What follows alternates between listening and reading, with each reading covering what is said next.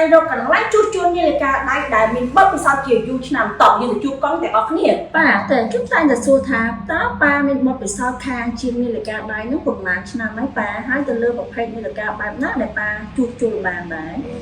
ប្រភេទនាឡិកាប៉ាធ្វើតាំងពីសង្គមមកក៏ប៉ុន្តែការជួសជុលនេះគឺថាមូលឡានក្តីអូតូម៉ាទិកក្តីថ្មក្តីគឺធ្វើបានគ្រប់ប្រភេទទាំងអស់បាទហើយអតិថិជនតែងតែឆ្ងល់ថាប៉ាមានបញ្ជូនច្រើនហើយមិនសម្រាប់ចាំបាច់មកធ្វើនាឡិកាដៃធ្វើអីប៉ាអានេះវាអញ្ចេះទេមកពីខ្លួនខ្ញុំទេវាជាទម្លាប់គឺថាបើមិនធ្វើទៅវាអត់សុខម្ល៉េះហើយយើងត្រូវតែធ្វើវាទៅដើម្បីកែអត់សុខទេកិច្ចការនេះវាស្រាលទេអត់មានធ្ងន់ទេណាតែប៉ុណ្្នឹងហើយអត់មានអីទេអញ្ចឹងដូចជាកងបានជំរាបអញ្ចឹងគាត់ធ្វើនាឡិកាដៃគឺរំហាយអារម្មណ៍របស់គាត់ការហៅថាការស្មុគស្មាញរបស់គាត់មិនដូចក្មេងៗជំនាន់ខ្ញុំអីទេពេលដែលសម្រាអីគឺតែងតែ off Facebook ឬក៏មើល YouTube មើលគេថាទៅផ្សារនានាបើចំណុចបាចាស់ដូចគាត់គឺគាត់មិនមានពេលវេលាក្នុងការដើរផ្សារដូចក្មេងៗទេអញ្ចឹងរាល់ការចំងល់របស់បងថ្ងៃនេះកង់ជាអ្នកស្រាវចំងល់បងដោយខ្លួនគាត់ផ្ទាល់តែម្ដងអញ្ចឹងដូចជាកង់បានជម្រាបអញ្ចឹងសាខាសែនសុខក៏មានសេវាកម្មជួសជុលដែរមិនថានាឡិកាបុរាណនាឡិកាសម័យអូតូម៉ាទិកប្រើថ្មគឺធ្វើបានទាំងអស់បងប្អូនគាត់តែបងប្អូនយកមកដល់ហាងផ្ទាល់ក៏បានតតាមឆាតក៏បានបងគ្រាន់តែថតរូបទៅផ្ញើទៅក្នុង page ទៅនឹងមានក្រុមការងារគាត់ប្រាប់បងថាធ្វើបានឬក៏អត់ដែរបងប្អូនរតនាក្រី5យើងគឺមាន5ទីតាំងបងប្អូនដល់ភាពងាយស្រួលមែនតើដល់អតិថិជន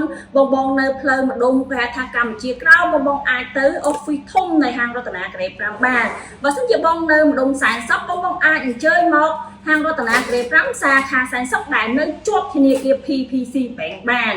ហើយមួយទៀតនោះហាងរបស់បងគឺមាននៅគ្រប់សាខានៅ Eon មានន័យថា Eon 1ក៏មាន Eon 2ក៏មាន Eon 3ក៏មានគឺផ្ដល់ភាពងាយស្រួលដល់អតិថិជនខ្លាំងមែនតើប៉ុន្តែគ្រាន់តែសេវាកម្មជួសជុលគឺមានតែ2សាខាផ្ដោតខ្លាំងជាងគេបំផុតបងប្អូនចាអញ្ចឹងបងប្អូនអាចទៅជួសជុលនៅសាខាមួយណាក៏បានមិនថា office ធំរបស់ហាងរតនាក្រី5ឬក៏សាខាសែនសុខគឺទទួលសេវាកម្មជួសជុលដូចគ្នាជាបងនៅម្ដុំទូកោបងអាចទៅក្រុមហ៊ុនធំរបស់ហាងរតនាក្រី5បានដែលមានទីតាំងនៅ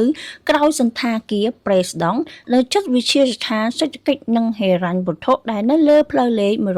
134ហើយបើសិនជាបងនៅជិតម្ដុំសែនសុខបងអាចអញ្ជើញមកសាខាសែនសុខបានដែលនៅជាប់នឹងធនាគារ PPC Bank បើសិនជាបងធ្វើដំណើរពី Eon ឆ្ពោះទៅម៉ាងក្រូហាងរបស់បងអូនគឺស្ថិតនៅខាងឆ្វេងដៃបើសិនជាបងធ្វើដំណើរពីម៉ាងក្រូឆ្ពោះទៅ Eon វិញហាងរបស់បងអូនគឺស្ថិតនៅខាងស្ដាំដៃដែលនៅលើផ្លូវលេខ1003ប